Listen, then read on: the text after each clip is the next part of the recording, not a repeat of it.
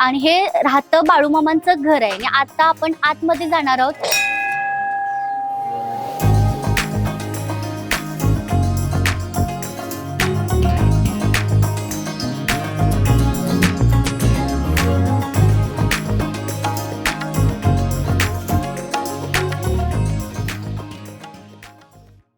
जे का रंजले गांजले त्यासी म्हणे जो आपुले, हा संत तुकाराम महाराजांचा प्रसिद्ध अभंग आहे. याचा अर्थ असा की जे लोक दुःखी आहेत, अडचणी आहेत, त्यांना आपलंसं करून त्यांचं दुःख कमी करणारा माणूस म्हणजे खरा देव माणूस.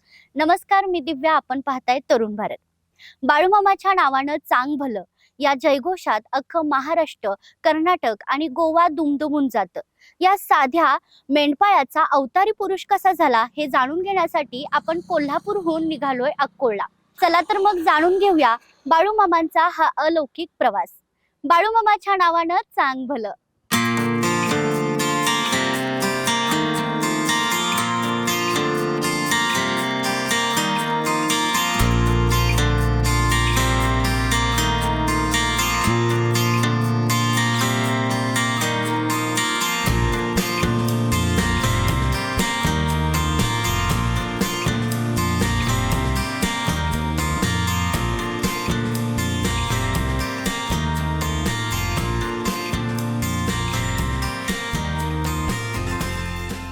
फायनली मी आता अक्कोळ गावामध्ये पोहोचले आणि अक्कोळमध्ये बाळूमामांचं मंदिर आहे, त्याचबरोबर बाळूमामांचं राहतं घर सुद्धा आहे. आणि बाळूमामा जिथं कामाला जात होते, चाकरी करत होते, त्या काळात चाकरी करणं म्हणायचे ते चंदूलाल शेटजींचा वाडा सुद्धा आपण पाहणार आहोत.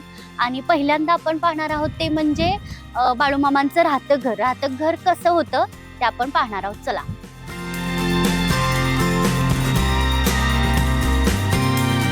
बाळूमामांची आपण अनेक मंदिरं बघितली, त्यांचा महिमा बघितला, पण बाळूमामांचं घर आज आपण पाहणार आहोत. बाळूमामांचं घर कसं होतं, आपण इमॅजिन करतो की बाळूमामांचं घर कसं असेल, तर आज मी या व्हिडिओच्या माध्यमातून तुम्हाला बाळूमामांचं राहतं घर दाखवणार आहे. अक्कोळ या गावामध्ये आपण आलो की मध्यभागी आल्यानंतर एक आपल्याला सरळ रस्ता दिसतो. त्या रस्त्यातून आत आल्यानंतर एक छोटासा बोळ दिसतो. त्या बोळातून आत आल्यानंतर आपल्याला हे घर दिसतंय, छोटंसं मातीचं आणि दगडाचं आहे, छोटंसंच आहे. आणि हे राहतं बाळूमामांचं घर आहे आणि आता आपण आतमध्ये जाणार आहोत आणि त्यांच्या सगळ्या गोष्टी आपण जाणून घेणार आहोत. चला.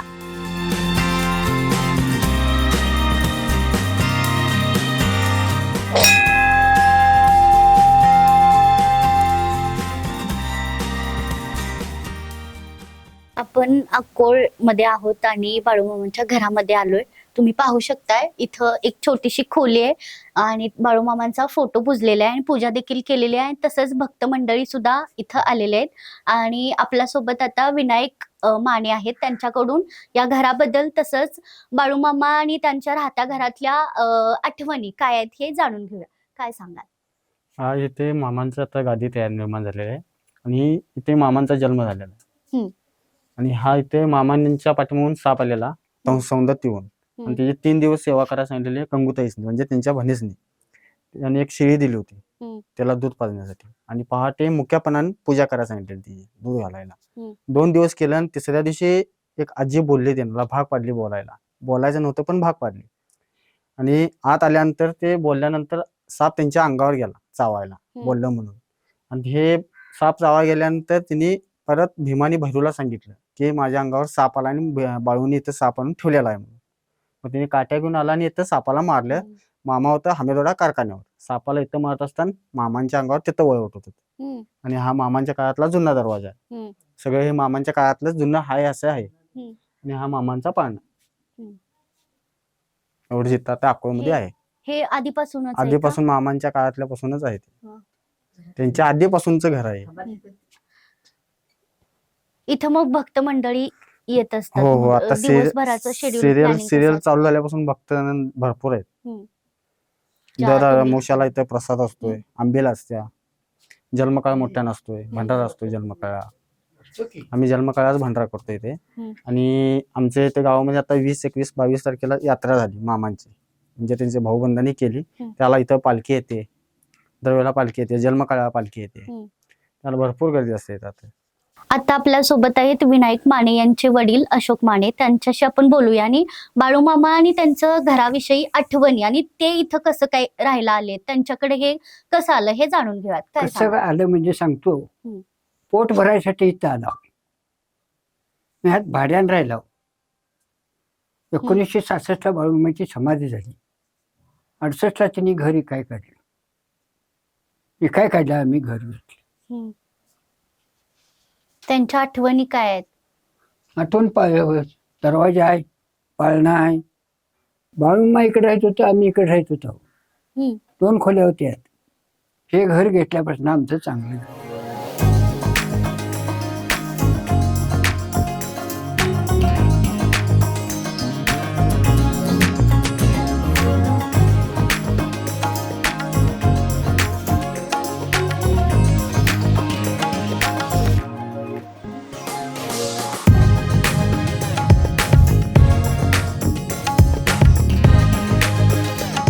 बाळूमामांच्या घरी त्यांचं जन्म घर होतं, तिथं भेट देऊन आलो, तिथल्या सगळ्या आठवणी जाणून घेतल्या. आणि आता आपण अशा एका ठिकाणी चाललोय जिथं बाळूमामा काम करायचे. अनेक सिनेमांमध्ये आपण ते चित्र पाहिलंय किंवा मालिकांमध्ये पाहिलंय. आज आपण प्रत्यक्षात तो वाडा पाहणार आहोत जो बाळूमामा तिथं चाकरी किंवा काम करत होते. चला तर मग आपण जाऊया.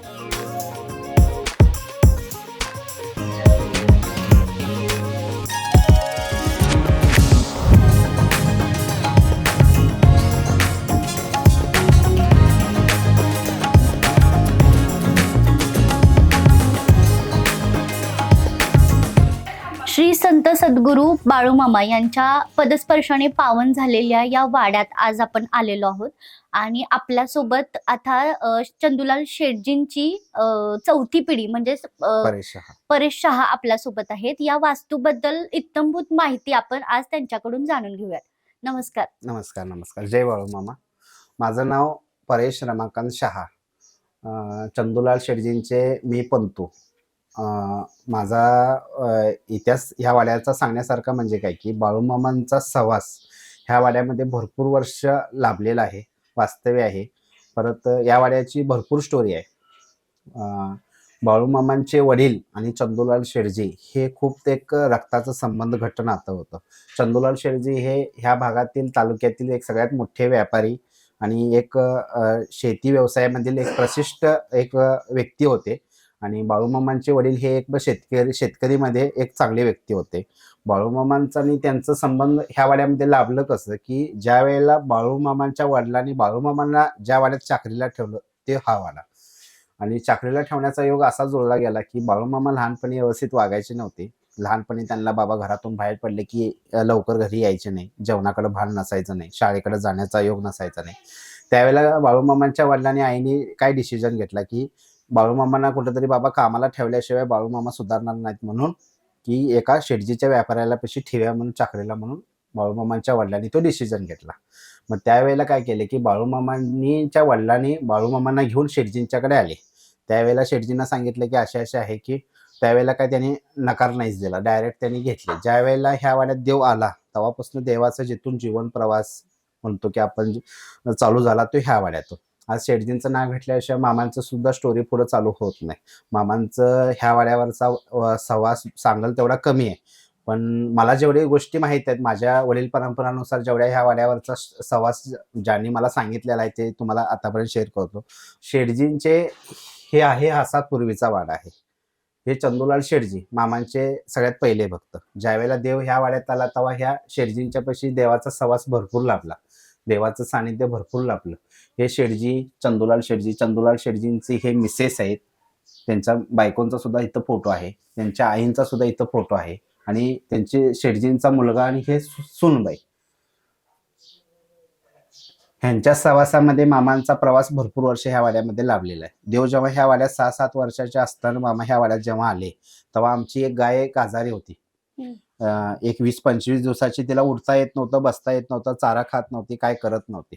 त्यावेळेला मामा आले तेव्हा मामांची हस्ती ती डायरेक्ट बरी झाली. मामाने चारा दिला ते डायरेक्ट ती गाय उठून बसली आणि तिला बाबा ती दूध द्यायला चालू केली. तो सुद्धा तेव्हापासून मामांचे ह्या वाड्यातून चमत्कार चालू झाले. तेव्हा देव जेव्हा आला तेव्हा देवाला ताट तांब्या वाटी हे आमच्या पणजीने चांगलंच दिलं होतं. पण सद्गुरू कसे असतात की आपल्यासारखे ताट अदलाबदली करत नाहीत.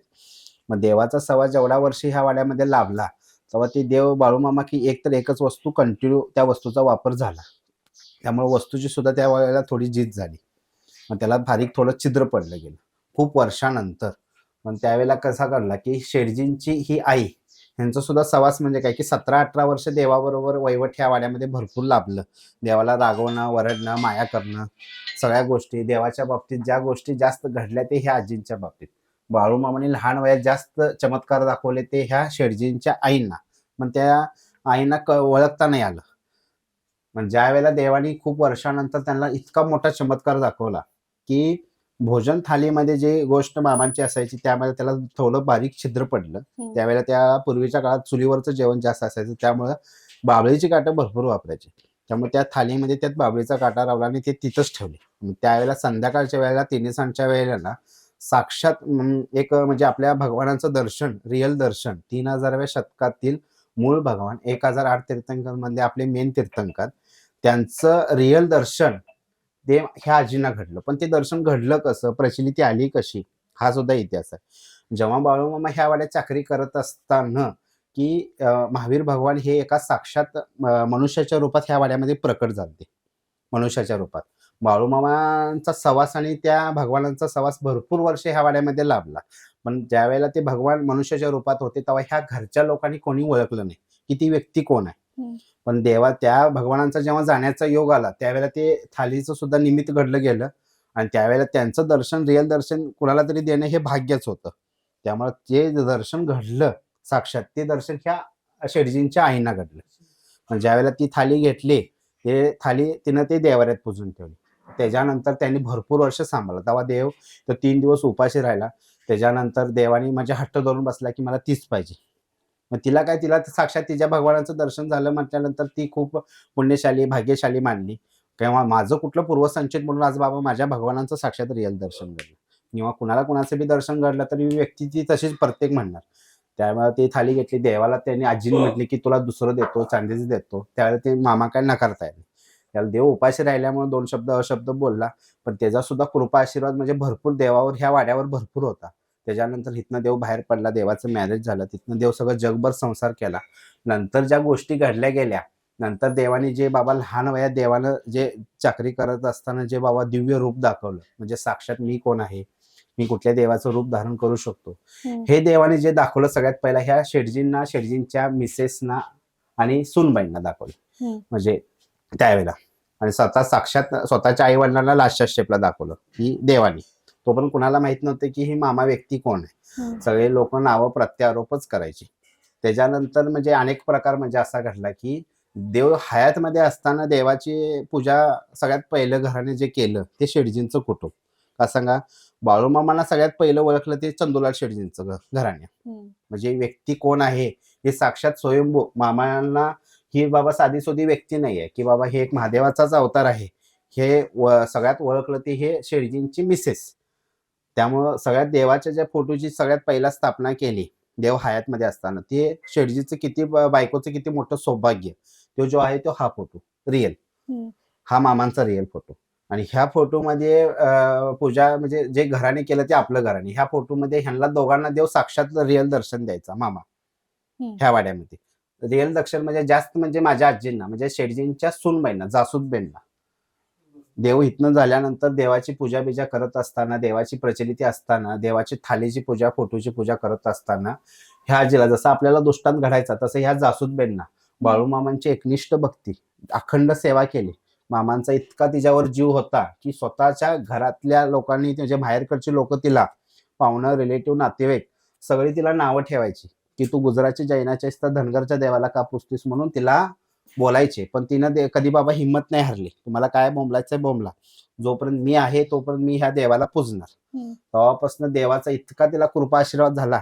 साक्षात देव तिला एकमेव अशी व्यक्ती की देव कधीही कुणाला बाबा साक्षात दर्शन देत नव्हता. तेवढं साक्षात दर्शन फक्त हे माझ्या आजीला घडायचं. म्हणजे की हात जोडले किंवा देवाला काहीतरी सांगायचं असेल किंवा देवाला आजीला काहीतरी सांगायचं असेल तर डायरेक्ट बातचीत व्हायचं. देव कुठेही असेल फोटोद्वारे. हा फोटोद्वारे. मग एकदा प्रसंग काय घडला की ह्या फोटोद्वारे एक खूप मोठा प्रसंग घडला आपल्या वाड्यामध्ये. देव जेव्हा बाहेर पडला, देव इकडे तिकडे देव सगळं जगभर संसार करायलाच लागला. त्याच्यानंतर देवाची परंपरानुसार हे आपलं फोटोची पूजा, थाळीची पूजा ह्या वाड्यामध्ये कंटिन्यू चालू होती. देवाचं सुद्धा बाबा ह्या वाड्यावर लक्ष होतं. त्याचा देवाचा सुद्धा आशीर्वाद सुद्धा भरपूर होता. नंतर काय झालं की माझ्या आजीला म्हणजे साक्षात प्रचलिती भरपूर आली होती. देव जेव्हा ह्या गावाच्या वेशीवर आला किंवा कुठेही आला की देवाला भेटायला जायचं, येणं जाणं हे सगळं संबंध असायचं. एकदा काय झालं की माझ्या जासूदबाईंना टोटल 7 मुलं. किती मुलं? 7 मुलं. मग एकदा काय झालं की तिची 2 मुलं नदीच्या भोऱ्यात अडकली होती.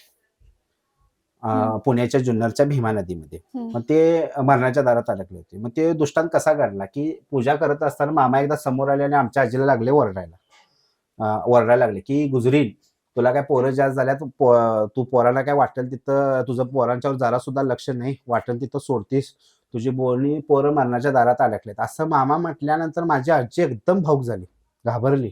परत मामांना विचारली, मामा का हो असं बोलताय? एवढा मोठा प्रसंग म्हणजे माझ्या मुलांच्या बाबतीत असा कसा घडलाय? एवढं मोठं प्रसंग एवढं बाबतीत कसं काय घडलं? म्हणजे त्यांना एवढं मोठं संकट आलंच कसं काय? म्हणजे ते चुकले काय? असं परत मामांना विचारले. मामाने मग त्या ज्या गोष्टी मुलांच्या बाबतीत घडले, काय सांगा, आजीला झाला होता दुष्टांत वाड्यामध्ये. मुलं अडकले होते इथून 300 किलोमीटर अंतर पुण्याच्या जुन्नरला. का सांगा, माझ्या आजीचा भाऊ तिथं जुन्नरला राहायचा. परस्पर गेलते आजीला न सांगता. काहीतरी झालं असेल, काहीतरी वाद झाला असेल, काहीतरी झालं असेल, त्यामुळे ते न सांगता गेलते. मग तिथं काहीतरी आगाव परत करत असताना ते त्या संकटात ते अडकले होते. आणि मामा इथून किती लांब होते, कुठल्या जंगलात होते, कुठल्या शेतात होते, कुठल्या ठिकाणी होते, इथून किती लांब होते हे मामांनाच ठाऊक. मग एकदा प्रसंग काय घडला की मामाने तसा दृष्टांत दिल्यानंतर आजीने परत मामांना विचारली. ज्या ज्या मुलांच्या बाबतीत प्रसंग काय काय घडला ते मामाने सगळं सविस्तर सांगितलं माझ्या आजीला. परत आजीने मामांना विनंती केली, मामा काय पण करा, खरं ती 2 पोरं वाचली पाहिजेत आणि घरी सुखरूप आली पाहिजेत. पण मामाना माझ्या आजीने कधीही कशाचीही अपेक्षा ठेवली नव्हती. इतकी अखंड भक्ती केली होती. पण ज्यावेळेला त्याला देवाला सुद्धा बाबा, मामांना सुद्धा म्हणजे ती गोष्टीचा बाबा म्हणजे शब्द मोडता येईना. त्यावेळेला देवाचा जिथं मामांचं जिथं ज्या शेतामध्ये तळ होता, त्या तळावरनं मामाने काय केले की 2 नारळ देवाने तळावर फेकले होते. तो सगळा इतिहास मालिकेत खूप छान दाखवलाय, तुम्ही सुद्धा पहा, ग्रंथामध्ये पण आहे. फेकले ते डायरेक्ट माझ्या आजीच्या ओट्यात येऊन पडले ह्या वाड्यात. मग मामाने सांगितले की गुजरीन ते तू नारळ पुजून ठेवायला. जेव्हा माझ्या आजीने ती नारळ पुजून ठेवले तेव्हा ती 2 पोरं वाचली आणि घरी सुखरूप आली. घरी आल्यानंतर आईला सगळं सांगायला लागले ना, असं असं माझ्या बाबतीत घडलं, प्रसंग घडला आणि अशी माझ्या बाबतीत असं एवढं मोठं संकट आलं आणि त्यातनं आम्ही असं बाहेर पडलो. पण आईनं सगळं सांगितले मुलांना की आज ज्या बाबतीत जो प्रसंग घडला ते आज तुम्ही जे वाचला हे मामांच्यामुळे तुम्ही वाचलाय. आज मामा नसले असते तर तुम्ही कुठं असला असता. त्यावेळेला ते मुलं नाहीत आता हयातमध्ये, पण ती नारळ आहेत. त्या नारळाचं दर्शन आम्ही प्रत्येक भक्ताला रविवारी अमावस्याला दर्शनासाठी ते आपण खुल्लं करतो आणि त्याचं सुद्धा तुम्हाला दर्शनाचा लाभ देतो. त्याला सुद्धा नाही म्हटलं तरी कमीत कमी 75 वर्ष प्लस झाले. आजपर्यंत ते नारळ सुद्धा अजून ताजेतवाने ते आहेत, बघण्यासाठी मिळतात. एक भक्ताला सुद्धा त्याचं दिव्य दर्शन सुद्धा कसं घडतं हे त्याला भक्तीवर अवलंबून. आता ह्या वाड्याचा अजून एक इतिहास म्हणजे काय की हे शेडजींचे नातू म्हणजे माझे वडील. आता माझ्या वडिलांचं सुद्धा सहवास भरपूर वर्ष देवाबरोबर लाभलेला आहे. तो माझ्या वडिलांचं की 1945ला त्यांचा जन्म झालेला आहे. मग देवाचा सहवास काय की मामांच्याकडे सारखं माझ्या आजीचं येणं जाणं असायचं. म्हणजे कसं आता आपण देवदर्शनाला कसं जातो तसं बाबा देवाकडे जाणं येणं, मामांच्यावर येणं बसणं. मामांचा कुठल्या तरी भक्ताचा सांगा वाचायचा, भाभी मामा आलेत, भेटायला जाणार असलीस तर जा. त्यावेळेला काय झालंय की माझ्या मामांचा सहवास जास्त लाभला म्हणजे माझ्या वडिलांचा. त्यावेळेला की नाही लहानपणी त्यांना इतका एक मोठा आजार होता, इतकं एक मोठं म्हणजे त्यांना त्रास व्हायचा की घरच्या लोकांनी सुद्धा कसं कसं त्यांना 10 वर्ष सांभाळलं. म्हणजे काय की त्यांना लहानपणी सारखी फिट्स यायची. फिट्स म्हणजे प्रत्येकाला माहित आहे की तो अशी फिट आहे की तो आजपर्यंत कुठला डॉक्टर बरा करत नाही. मग त्यावर जो काय की फिट सारखा आजार आणि त्याच्यानंतर एक 5-6 वर्षानंतर ना त्यांना एकदम मागं खूप पीडा लागली, म्हणजे त्रास भरपूर व्हायला लागला. म्हणजे घरच्या लोकांनी तर कसं कसं सांभाळलं, पण घरच्या लोकांनी पण आशा सोडली, गुडघं टेकलं, नजर ह्या मुलग्याचं पुढं काय करायचं. पण त्यावेळेला मामाने माझ्या आजीने मामांच्याकडे सोपवली, आता माझ्या मुलग्याचं काय करायचं ते तुम्हीच बघा. त्याच्यानंतर ज्या वेळेला मामाने स्वतःकडे जवळ घेतलं आणि त्यांचा जो काय मागचा आजार पीडा काय जी होती ती जाऊन उकेंडात पुरजा म्हटल्यानंतर तेव्हापासून त्यांचा आजार कायमचाच बरा झाला. तेव्हापासून आजपर्यंत त्यांना काही नाही. मामांच्या मांडीवर भरपूर वर्ष खेळलेत, मामांचं सानिध्य लाभले. मामांचा प्रवास इतका की मामांनी त्यांना इतका मोठा कृपा आशीर्वाद दिलाय की ते आपण शब्दात सुद्धा मांडू शकत नाही. म्हणजे अजून सुद्धा मामांच्या आशीर्वादाने त्यांनी भरपूर जसेच्या तसे आहेत ते अजून आहेत. त्यांचं आता नाही म्हटलं असं तर 81 इयर्स चालू आहे मामांचं दिव्य आहे. बाळूमामाच्या नावानं चांगलं. जय बाळूमामा. या बंद पेटीत काय आहे? कुठले म्हटलं? हे लोकांचं दान, म्हणजे लोक हे करतात ना. हा, दानपेटी. ते नारळ आपण बघू शकतो. हो बघू शकतो, चला की आपण. मामांचं भरपूर या वाड्यामध्ये बारीक लक्ष होतं. काय चाललं सवरलं तरी पण बाबा त्या गोष्टी भरपूर करायच्या. मामांचं जेव्हा ह्या वाड्यावर येणं जाणं असायचं तेव्हा बाबा आपल्या वाड्यात चहा करायला साखर नसायची, तेव्हा मामा फक्त पाय ठेवले तर साक्षात सगळं धान्यानं पूर्ण भरलेला असायचा हा वाडा. त्यावेळेला अशी प्रचलिती आली. मग एकदा मामा आले. मामा इथं आल्यानंतर ना, की संध्याकाळच्या टायमाला मामा ह्या वाड्यात जेव्हा वस्तीला असायचे नंतर, त्यावेळेला ना इतकी मोठी एक वीज पडली होती आणि ती वीज ह्या वाड्यात ह्या जिन्यामध्ये येऊन पडली होती. त्यावेळेला मामाने सुद्धा ती वीज हाकलून पाठवली होती. म्हणजे तो सुद्धा आहे मामांचा ह्या जिन्यावरचा सुद्धा भरपूर प्रवास लाभलेला आहे. तो आहे तसाच पूर्वीचा आहे सगळा. आणि ह्या वाड्याची सुद्धा ही जी वास्तुस्थिती आहे ही सगळी पूर्वीचीच आहे. ह्यात काय बदल नाही, फक्त मेंटेन केलेला आहे. चला तुम्हाला वर दाखवतो, या.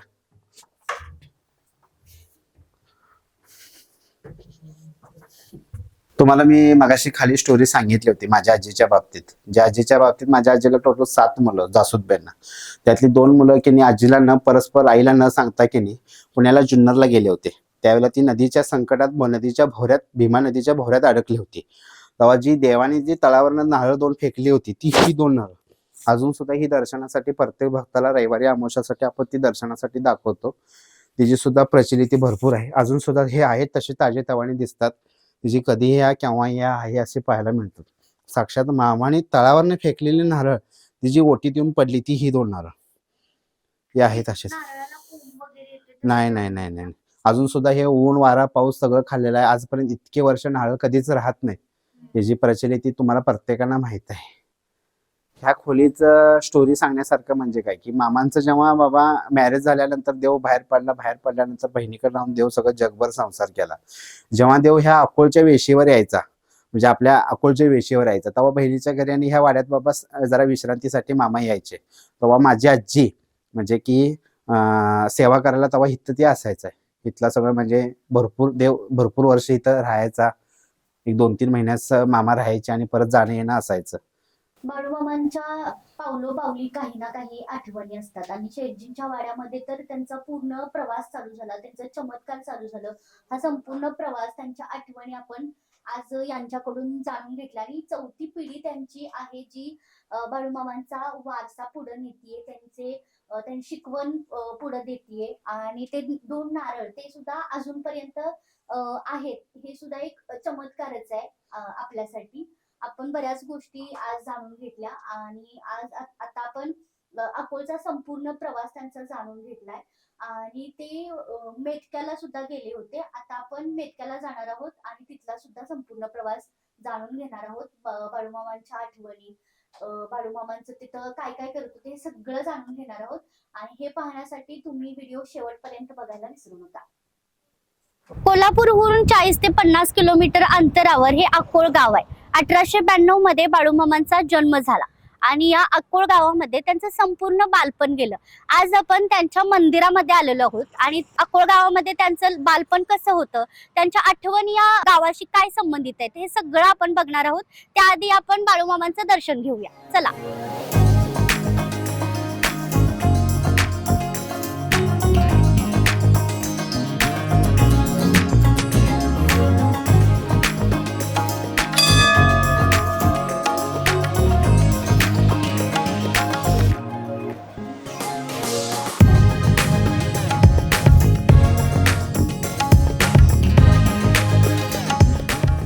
बाळूमामांच्या गावी म्हणजे अक्कोळमध्ये आपण आहोत आणि सकाळपासून बऱ्याच गोष्टी आपण बाळूमामांबद्दल जाणून घेतल्या आहेत. त्यांच्या आठवणी, त्यांचं बालपण, त्यांचा महिमा देखील आपण जाणून घेतलाय.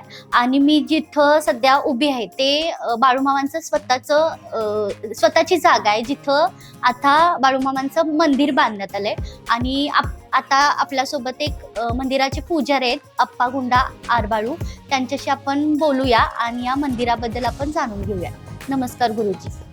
आता ही स्वतःची बाळूमामांची जागा होती आणि त्यावर आता हे मंदिर बांधण्यात आले, तर या मंदिराबद्दल काय सांगा? म्हणजे कसं म्हटलं, आधी एकत्र जागा होती, मग ज्याच्या वाटणीला विकली गेली. मग आमच्या आजी आणि आजोबांच्या वाटलेली जागा आहे.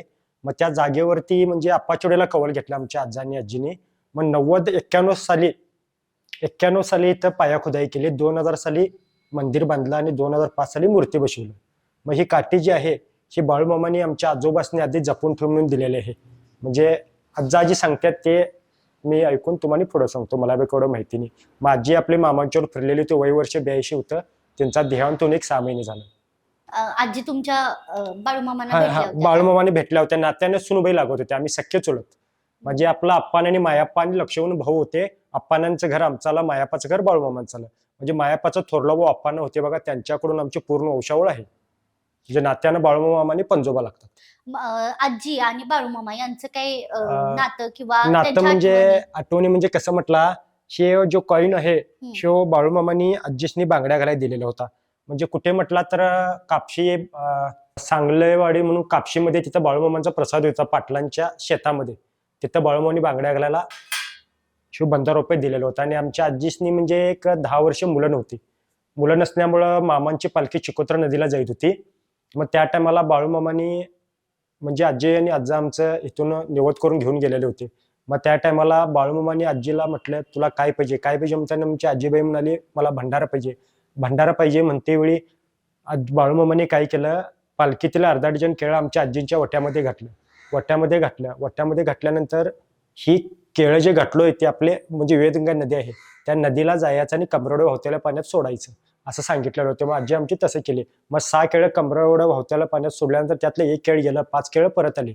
म्हणजे मुलं नसल्यामुळं आमच्या आजीसनी 6 केळामधलं 1 केळ गेलं, 5 केळ परत आले. 4 मुलांना 1 मुलगी असं बाळूमामांच्या आशीर्वादानं झालं. मग त्या टायमाला बाळूमामांनी आमच्या आजीकडे मागितलेलं होतं, मी तुला ह्यातलं एक मला तू फळ दिचेल काय म्हणून. माझी बाईसनी काय माहित दिचेल काय मामा म्हणताना बाळूमामांनी मामासनी म्हटले आजीने हे घ्या की म्हणून. मग आजीसनी म्हटलं तू हे खोटं देऊन फळ देऊन फसवू नकोस, मी घ्यायच तर घेतो जा. मग आमचं वडील गुंडा, राम, लक्ष्मण, राजश्री आणि भरत असं 5 जण झालं. मग राम लक्ष्मण जुळा झालं, दोघं बी संन्यासी झाले. लक्ष्मण होते ते वारले आणि राम होते ते अजून आहेत. ह्याच्याबद्दल काय सांगाल? ही थाळी म्हणजे आमच्या घरात आल्यानंतर बाळूमामासनी ह्यात जेवाय वाढत होते. आमचे कॉईन आमच्या आजीसनी दिलेला आहे आणि हे आजासनी आमच्या काठी दिलेलं आहे. म्हणजे ते तसंच आम्ही जपून ठेवलेलं आहे मामांची आठवण. कोणत्या धातूची हे काश्याचं म्हणजे पंचधातूपासून तयार झालेलं आहे. कांस्य. हा काश्य. आणि ही काठी बद्दल काय ही सांगाल? काठी म्हणजे आमच्या आजोबासनी दिलेली आहे. हातात घेऊ शकतोय का?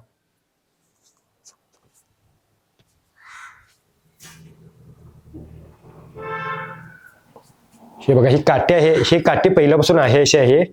हे जे बसवलेलं आहे ते रुकडीच्या श्रीपाल देमना म्हणून भक्त आहेत, त्यांनी हे 2002 साली बसवून दिलेलं आहे.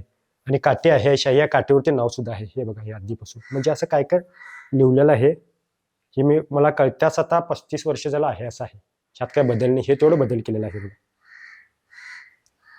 हे चांदीचं आवरण हा चांदीचं आवरण बसवलेलं आहे, भक्तांनी बसवून दिलं. भक्तांनी म्हणजे कसं म्हटलं 2002 साली आपलं इथं मंदिर नव्हतं, नुसतं फोटोपूजन केलेलं होतं. म्हणून श्रीपाला देमना म्हणून आहेत त्या रोकडी माणगावचे, त्यांच्या आईच्या स्वप्नामध्ये बाळूमामांनी काय जाऊन सांगितले, तू माझं जन्मलेलं गाव आहे, माझं मंदिर आहे, माझी झोपडी आहे, माझ्या झोपडीसमोर तुम्ही प्रसाद करा. मग अक्कोळ गाव कुठे माहिती नसल्यामुळं त्यांनी विचारच करत इथं आल्यानंतर त्यांच्या आईला जसा दृष्टांत झाला तसं इथं सर्व काही होतं. मग त्यांनी येऊन गाव जेवण घातलं आणि काठी दाखवल्यानंतर हे काठीला आम्ही चांदी चिडी बसवून देतो म्हटलं आणि त्या भक्तांनी चांदी चिडी काठीला बसवून दिलेली आहे.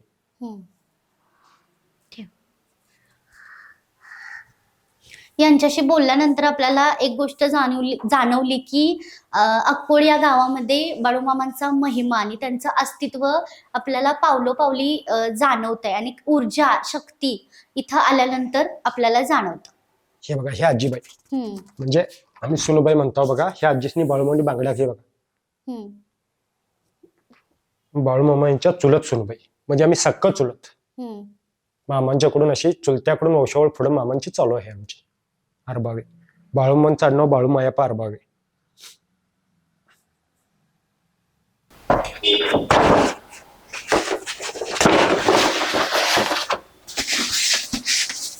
ह्या चपलेबद्दल काय सांगा? चपला म्हणजे आम्ही पादुका म्हणून स्थापन केलेल्या आहेत. म्हणजे आमचं आता म्हणजे 1-2 वर्ष झालं करून, तरी सुद्धा ही चपला झिजत असतात कायम. वापरात नसल्या तरीही इथं झीज झालेली असते. म्हणजे आता त्या पादुका म्हणजे पूजेसाठी अभिषेकला वगैरे वापरतो. ही आपली उत्सव मूर्ती आहे. कुठेही पालखीचा कार्यक्रम असला, भंडारा उत्सव वगैरे कसं भंडारा करतात? उत्सव फेब्रुवारीमध्ये असतोय. म्हणजे कसं म्हटलं, दरवर्षीप्रमाणे आमचा वर्धापन दिन म्हणून साजरा करतो. 21/2/2005 मूर्ती बसवली. त्याप्रमाणे आमचं आदल्या दिवशी गावातून पालखी मिरवणूक निघते. पालखी मिरवणूक झाल्यानंतर दुसऱ्या दिवशी भाकणूक आणि महाप्रसाद होते. नमस्कार, मी इंद्रजित सोळांकुरे, अक्कोळ ग्रामपंचायतीचे अध्यक्ष. सद्गुरू बाळूमामांचा जन्म आज अक्कोळमध्ये इथं झाला याचा आम्हाला अत्यंत अभिमान आहे. आणि त्यांच्या विचारानं आणि त्यांच्या आशीर्वादानं अक्कोळ गावामध्ये बाळूमामांचं जे अहोरात्र कार्य इथं चालू राहिलेलं आहे. त्याचप्रमाणे अक्कोळमध्ये अरभावे कुटुंबामध्ये त्यांचा जन्म झाला. साधारणतः 1892मध्ये त्यांचा जन्म झाला. आणि आज त्यांच्या आशीर्वादानं अक्कोळ असेल, मेतके असेल, आदमापूर असेल, त्यांचं प्रचंड जनसमुदायानं भक्त परिवार वाढत आहे. आणि त्या पद्धतीनंच अक्कोळमध्ये इथं सुसज्ज असं मोठं त्यांचं देवालय इथं निर्माण होत आहे. यासाठी बाळूमामांचाच आशीर्वाद अक्कोळवासियांना लाभलेला आहे. आणि त्या अनुसरणानं अक्कोळमध्ये भक्त भाविकांची गर्दी अमावस्या असेल, पौर्णिमा असेल, मोठ्या प्रमाणात होत असून अक्कोळचा नावलौकिक या भारतभर प्रसारित होत आहे. त्याचा आम्हाला सार्थ अभिमान आहे. आणि येणाऱ्या काळात बाळूमामांच्या आशीर्वादानं आम्ही अक्कोळच्या भरभरासाठी त्यांच्याकडं आशीर्वाद रूपी ही सदिच्छा आम्ही त्यांच्याकडं सदिच्छा व्यक्त करून मी थांबतो.